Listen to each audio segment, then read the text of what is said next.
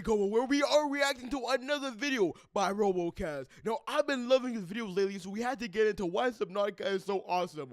Recently, I watched a video on Watch Dogs, and that gave me the inspiration to get back into playing Watch Dogs. So hopefully, RoboCast can do the exact same thing for Subnautica. Let's get straight into it though. Survival games have always held a special place in my heart. I can They're relate. definitely one of my favorite game genres of all time because they're extremely replayable, and I like games where I have a long-term goal, like building a base, finding who took my son, or just planning out meals to survive in the Canadian wilderness for as long as possible. I'm gonna be 100% honest with you. If y'all know what game we was talking about right there, where we have to survive in the Canadian wilderness with my son, let me know in the comments because I might be down to hop on right there. Or just planning out meals to survive in the Canadian wilderness for as long as possible.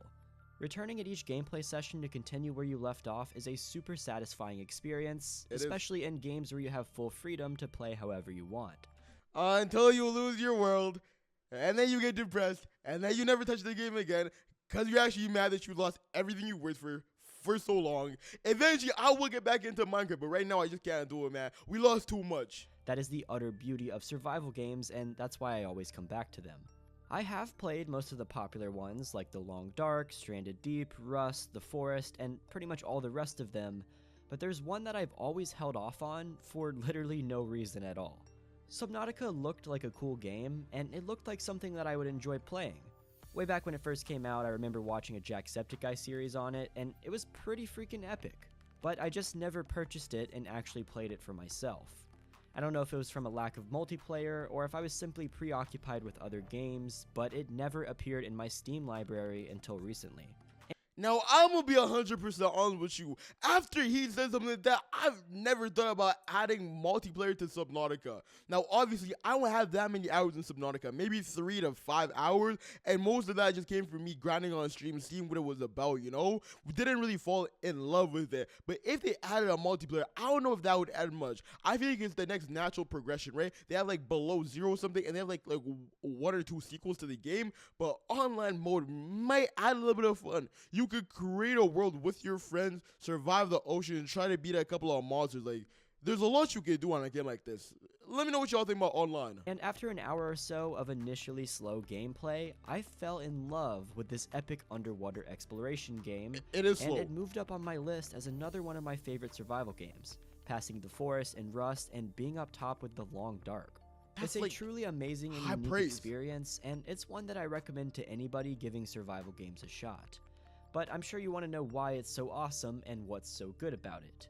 So I'm going to tell you exactly that in today's video, talking about why Subnautica is so awesome. We're going to start by talking about Subnautica as a whole and what the game is about.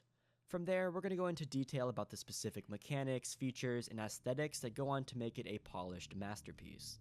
Subnautica is a single-player survival game set on a strange alien ocean planet, with miles and miles of oceans being the only landmarks for as far as the eye can see. After an intense crash landing of your ship, the Aurora, you barely get away with your life and end up in a lone escape pod in the middle of nowhere.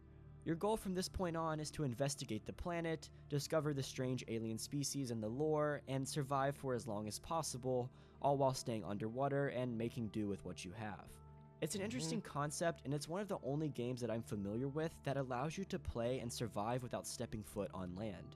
There's underwater base building, exploration, a fairly complex crafting system, a story, a surprisingly large amount of lore, and lots of interesting things to do. I didn't even think about that. This truly might be the only game that you don't have to step on land. Like, it's such a weird concept, but it works so well. Just like any survival game, you're bound to be intrigued with what's going on, and you're going to try your hardest to make the best out of a dire situation. But Subnautica is much different than many other survival games, and it's not one that you can compare to anything else. The excitement and fear that comes with exploring an underwater environment can't be matched, and it is a great experience. Many games don't know how to pull off an underwater world. I don't know about that one. In fact, I can't even think of one that does it well except for Subnautica. And this brings me to my first thing that makes this game so awesome, the world itself.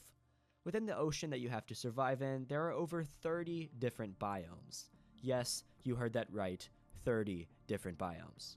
Ranging from the shallow, safe, and sandy starting region and going all the way to underwater luminescent caves and sketchy depths, There are countless different environments to explore. Each environment has different life forms, resources, and experiences, and exploring them is always interesting and bound to keep you on the edge of your seat. For example, in the Jelly Shroom Caves, you'll find a beautiful array of cool-looking plants and animals, and absolutely terrifying giant worms, and other noises that will make you want to turn around instantly. In the Kelp Forest, you can find pieces of the Aurora's wreckage, creatures known as stalkers, and lots of other plant life that you can use in crafting recipes. And in the Crash Zone, you can find the Reaper Leviathan, which will absolutely make you want to turn off the game, and curl up into a little ball, vouching to never play video games again in your life. But we'll get to that in a second. I'm gonna be honest with you, I think my problem with Subnautica, just looking into this, is how in-depth it is. As you already explained, the crafting system is absolutely unbelievable. They toss you in there and like, oh yeah, you actually have to figure out that using that bladderfish right there gives you water, and you need water to survive, so go look for some bladderfish, you know? It's like, I guess it depends on what difficulty you play on, right? If you're playing on the easiest, maybe they'll walk you through it a little bit easier, but ain't nobody got time for that. Each of these regions are part of a big open world, and there are no loading screens or anything like that when you're exploring them. And that's a good thing, because you're going to be in and out of each of these regions quite often. As you progress through the game, you're going to want to unlock new recipes for base parts, vehicles, equipment, and more. You find these recipes by scanning pieces of the wrecked Aurora, and different regions will have different recipes that you need to unlock. And they do get harder to find as more rare recipes are in deeper and more dangerous regions. You can travel between these regions by swimming, using a sea glide, which is like a little motorized thingy, a sea moth, which is a small submarine, and a cyclops, which is a big submarine that you could also use as a base. The further you get away from the starting sandy area, the more dangerous it becomes, and then you begin to find out how freaking scary this game actually is.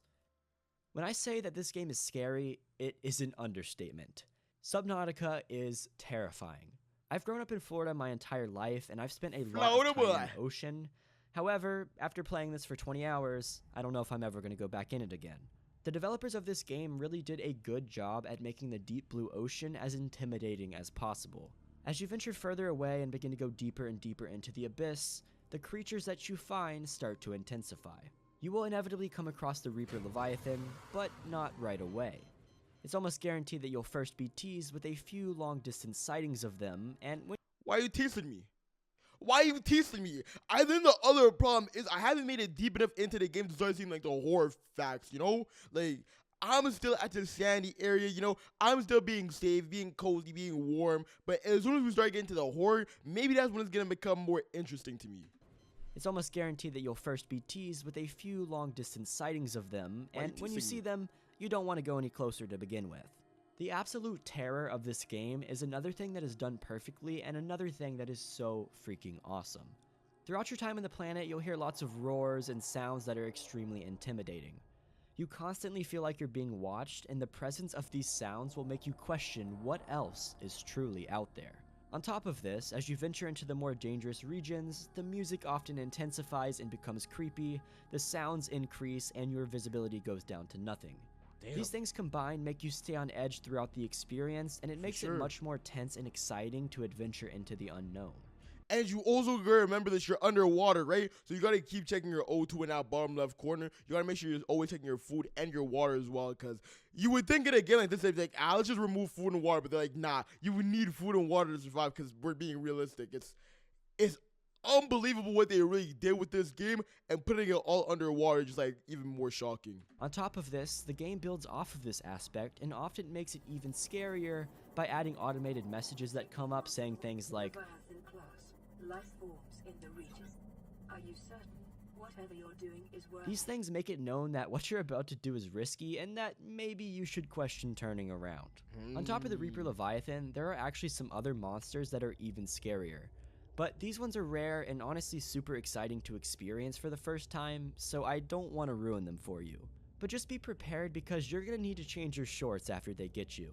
Hey, Any other survival game that I can think of off the top of my head will give you an incentive to fight the bad guys. You want to kill them to get some resource or to create peace of mind. But Subnautica does exactly the opposite, and it makes it to where you don't want to fight the things that you come across. Killing a monster gives you nothing, and there will be plenty more of them to take their place. This shifts the focus of the game to staying alive and staying smart instead of just strengthening yourself to become invincible. It makes it to where the challenge and the fear that I mentioned earlier is always there. You never quite get comfortable coming across a Reaper Leviathan because you never really have a chance to kill it, making it seem less scary. It's the complete opposite. And that's another thing that is so awesome. The world and environment are extremely intriguing, but that by itself isn't usually enough to make a game worth buying. But mixed with the survival aspects found in Subnautica, it creates a very good time. Like, what they've done, it clearly worked. The amount of people that told me to buy this game right here is like unbelievable, man. People are really loving it. I still don't see much. The video hasn't really turned me around yet, but there's still a couple more minutes. So let me go in there with an open mind, finish this off, and hopefully it brings up the heavy hitting points in the survival segment. The survival experience in this game is top-notch, and the developers did a good job at balancing the different mechanics to change up the gameplay constantly. I love the main gameplay loop consists of scavenging the Aurora, building a base, upgrading things, finding new parts, and then continuing your adventure further and further into the depths once you increase your capabilities. The base building is some of my favorite in any survival game that I've ever played for a few different reasons. First of all, your base is always modular. Everything can connect to every other thing, and you can design your base to your liking, all while keeping a very satisfying aesthetic. When it comes to the specifics of what you can do with your base, there's a wide range of options. It does start out pretty simple, but once you explore and find new recipes for new modules, you can build things like vehicle bays and nuclear reactors, your base can develop into a full-blown underwater science station. On top of this, you're going to want to build multiple bases throughout your experience where you can have things like battery recharging stations for your vehicles and places to spend the night when it gets dark and you're too scared of all the noises. For sure. Or if you want to go a completely different route, you can even make do with a mobile base in a giant submarine if you want to risk it. On top of the base building, the gathering mechanics are also fairly simple but complex enough to be exciting. Different regions have different resources, and harvesting them isn't that complicated. There's only a few different nodes that can give you minerals, and the difficulty of the region that you're in changes which nodes can be found. You don't have to mine tons of rocks just to find what you're looking for, and it's easily known which tier of node gives which type of resource. When it comes to food and water, you do all of that by fishing and fabricating the fish into what you need, or later on you could build a farm. The food and water does run out fairly quickly, which does get annoying in the early game, but That's literally what I was saying a little bit earlier. Y'all can see that I actually played the game. I'm not just lying about it. There should be a couple of VODs out there of me playing the game as well, but, like, I know about that. The food and water is so annoying, and, like, you know what? We're just gonna throw you out there. You can go figure out that the bladderfish gives you water. You can go figure out how to get food, you know? They search you up for a little bit, but it won't last you long enough. I am actually starting to turn around. I knew survival was gonna get me back into it. I want to play the game so badly, you know, after seeing them building a base. That's what I like to do. I play Minecraft for a reason. I love building stuff, you know, and being able to build a base in this game might bring me back. I'm just saying. Isn't ever proving to be a problem. And finally, the crafting is pretty great. It's not overly complicated, and you can do it all in one place on your fabricator. Every recipe shows what's needed, and the GUI is extremely simple and easy to use, so if you want to get some new equipment or craft some cool gadgets, you can do it all with ease. These simple mechanics mixed with the epic underwater environment and extremely atmospheric and immersive experience helps to make this game such a masterpiece.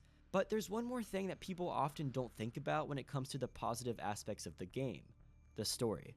Subnautica does in fact have a story, starting with a crash landing on the planet and progressing until you can find a way off of it. I'm not going to spoil it for you because it's actually extremely interesting, off the planet? But it is satisfying, and the dream of making it off the ocean planet alive to see what else is out there is truly amazing, and it keeps you wanting to do all of the things mentioned above in order to get to that point. It mixes perfectly with a stunning world and amazing mechanics to create a great one-of-a-kind survival experience. And add the VR aspect into it, and oh my god, you are going to die and go to heaven. Subnautica is an outstanding game, and it is definitely worth a purchase. You can easily get 50 plus hours out of it, and it goes to show that early access games sometimes can be good. If you ever feel like trying out a new survival game, I would recommend putting this one on the top of your list.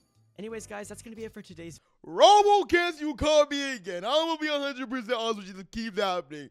First, like, I'll say 6-7 minutes of the video, I was like, my arms were crossed. I didn't want to hear it. Last couple minutes when the survival segment came out, oh my days, I'm getting back on the game. Now, before we actually get back onto Subnautica, please let me know. Do you want me to continue from where I am, or do you want me to restart? Because I truly do not remember anything that happened before, so I will be completely fine with completely restarting, you know, seeing what happens all over again, trying to get a good position. Also, do you want to see me live stream it or make videos? Because I feel like a let's play of that could be amazing no matter what. But if y'all boys did enjoy this video right here, go check out RoboCast, subscribe to this channel right here, I'll see y'all boys in the next one. Do say.